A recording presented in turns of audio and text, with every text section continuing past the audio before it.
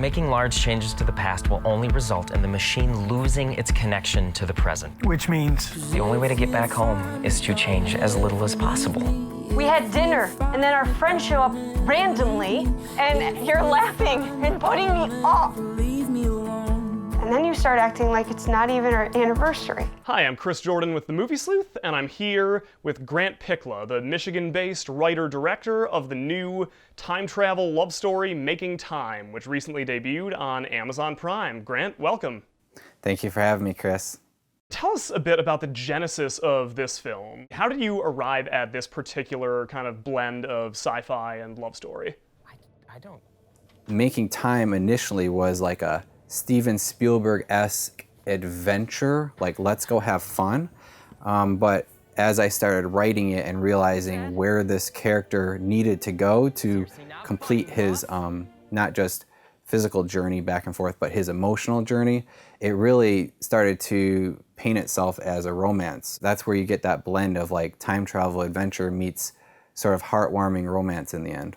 There are certain feelings you can get when you walk away from a movie, and we all watch movies for different reasons, but I have found myself most intrigued by films in which you leave the theater or you leave your couch and you actually feel better about yourself or better about the world in general. And I think if you can do that as like a filmmaker, then that's really powerful. I could have done things right with them. With you. But I am tied down by that damn machine. So in the film, you use a total remodel of your house to denote past and present. What came first? Did you have the story and then you wrote the remodel into it, or did the remodel inform the script that you wrote? One night I was walking in our kitchen, and our entire kitchen, our main floor, the living room, the dining room, all of that was about to just be tore out.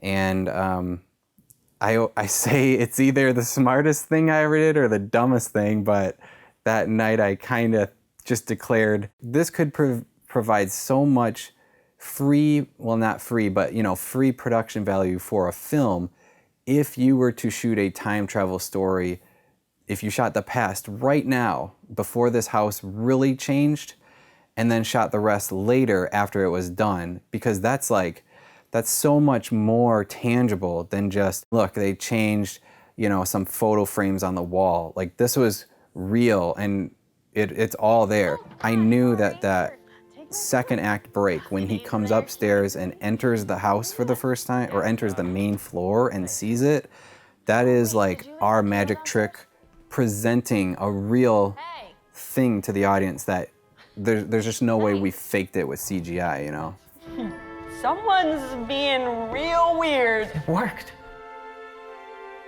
It worked. You're a native Michigan filmmaker, and we as a state had our brief moment in the Hollywood spotlight. What was your experience like of making this film in Michigan as an indie and finding the talent that you needed? The nice thing about Michigan is, even though we don't have a lot of film productions here, especially like large scale happening, the minute that someone goes full steam ahead on something, then people like to flock to it. And you'll find there's really good talent here in Michigan, both in front of and behind the camera. I'm very lucky to have worked with some of the actors before, because then the network grows and there's such a strong acting family in Michigan. So everyone wants to support each other. Everyone wants to see productions made. I would just say Michigan film production it's a win-win for everyone involved.